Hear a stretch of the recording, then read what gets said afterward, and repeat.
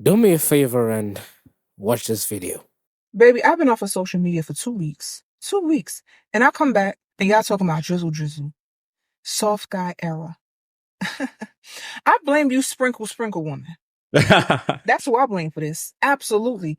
Y'all think that y'all can go to the complete opposite end of the spectrum? You can be in the far right or the far left and not expect men to follow? Ladies, I want you to understand something very, very quickly.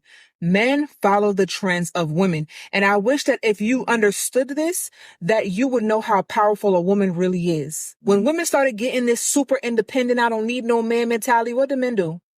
They started acting like that women didn't need no man, right? And of course, I'm not talking about all men. I'm just talking about the men who fall into that category. And you are INDEPENDENT, right? When you started doing all of that, what did the men do?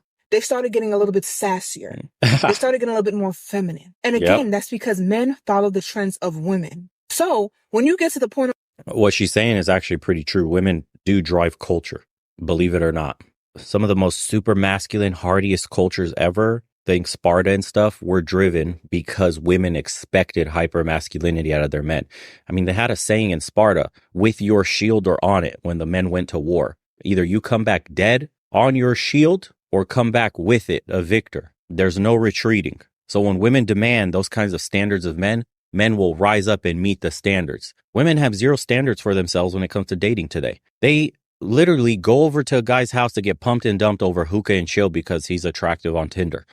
Okay, before I go into the main topic of why I want to react to this video, I want to correct something that she said and he agreed with first, that women drive culture. Yes, women drive culture to some extent, but so do men. In fact, we argue overall, when it comes to the physical world, men drive culture a lot. For instance, if I build something and somebody else has built something, he could learn from me and I could learn from him and we can come up with something better. And that's how innovation has always happened throughout the time. And guess who tends to be innovative in this kind of aspect? Men.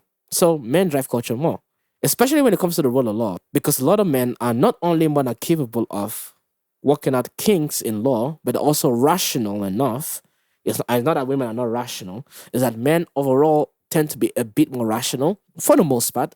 And so they come up with good laws and things that govern nations for a long period of time. At least the structure, they come up with the structure more often than not. It's not that women have not had any hands in law. I mean, there's always been queens and there'll always be female politicians. But, women don't tend to really work out kinks on their own. Men tend to do that more often than women do.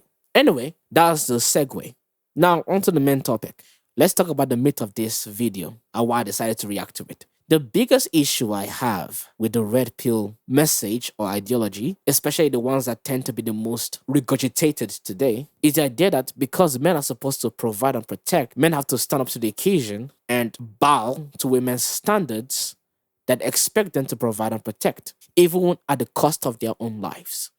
That is a problem for me. And the reason why that's a problem for me is this. The idea of disposability does not lead to increase in value. If you are expected to be the person that has to be disposed of, your value doesn't increase, it mostly decreases. And the problem I see is that a lot of the red pill influencers, if you will, tend to have this idealistic mentality of providing and protecting for women.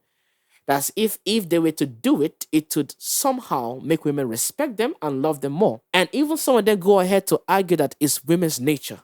It's just women's nature that desire a man to provide and protect.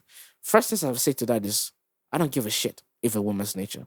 Assuming you're correct, I don't care. If her standards is that I should be there to provide and protect her without her being expected to do the same in reciprocity in one form or the other to the best of our ability, I don't want to hear about it. I'm not keeping that standard. Why the fuck when I make myself the disposable individual, why she's so expected to be disposable? Especially when I know that being the disposable individual means that you are less valuable by society. By definition, because you're disposable. It's almost like when people say midwave. If I'm supposed to be the guy going out there to make sure I protect you and get hammered down by bullets, then my life cannot be said to be more valuable than yours. If men are desiring to be treated somewhat fairly in the form of child support, in the form of spousal support, in the form of the law system in prison sentences, in parent alienation case, in the unrealistic standards that come from women, You can't then go ahead and then backtrack and say that the men should be disposable. Those don't coincide. Because you can't be treated like an actual human being if the next moment people expect you to die, or for the safety of another human being. If one group is expected to be the one to go out there and sacrifice and die for another group, expected, then by definition, they are less important than the other group. Because the other group has to be the one protected, and this other group has the one to die. So, sorry if I do not accept the burden of going out to the war zone to come back on my shield. Sorry if I don't want to accept that shit. Because I think too highly of myself that I don't want to be disposable. Sorry if I don't want to be a doormat for the system to use me as kind of fodder while the women stay home and enjoy life for free. Sorry if I don't want to be that. Now, does that mean I don't understand why the system is doing it? No.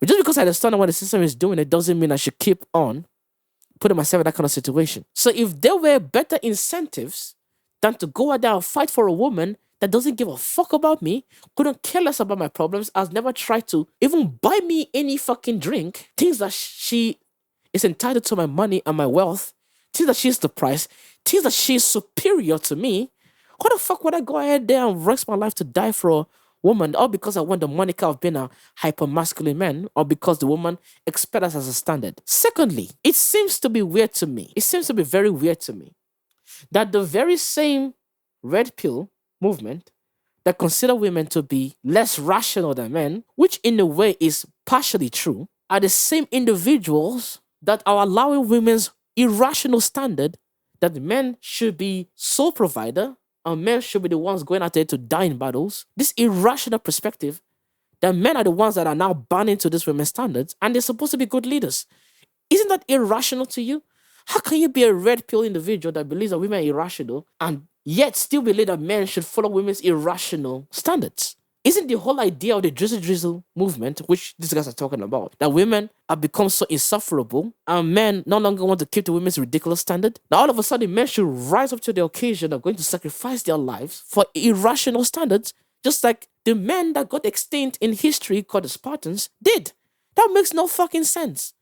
That by definition makes no fucking sense. I'm not going to come back on my shield for a bitch that don't give a fuck about me, that is irrational in the first place. And which is funny, because let me correct that statement right now, because a lot of women are rational. Women are very rational.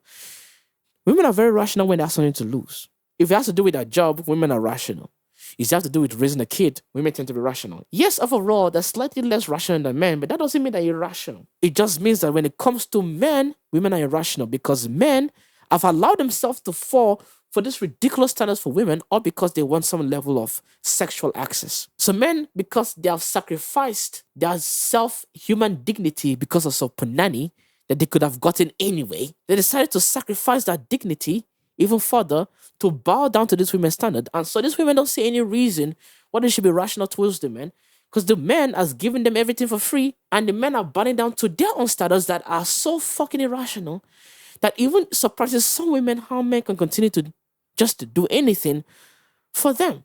So when I see this red pill movement guys just regurgitate stupid and bad advice for men, the same advice that kept them where they are, it surprises me and makes me quite fucking sad that this is the state of the world that we're living in, whereby even the people that claim that they're supposed to be pro-men are the ones that are telling men to go ahead and sacrifice their life, are the ones that are telling men to go ahead and sacrifice their life for a woman that has not proven to you that she gives enough shit about you to sacrifice your life for. There's only one reason. Actually, there's two.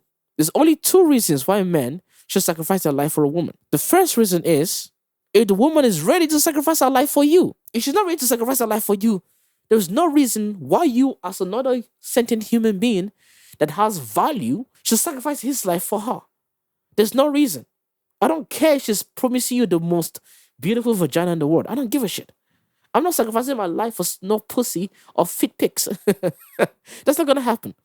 The second reason is if the woman is paying you a stupendous amount of money for protection. That's the only two reasons. If not, you have no real reason to sacrifice your life for this woman. Because think what you're doing. She's going to be alive. She's going to be out there sucking another nigga's penis. Are you going to be out there dying for this bitch? Or put yourself in a terrible situation that this woman might and wouldn't have gotten herself into, and risking and destroying the entire life your mother and your father suffered to raise?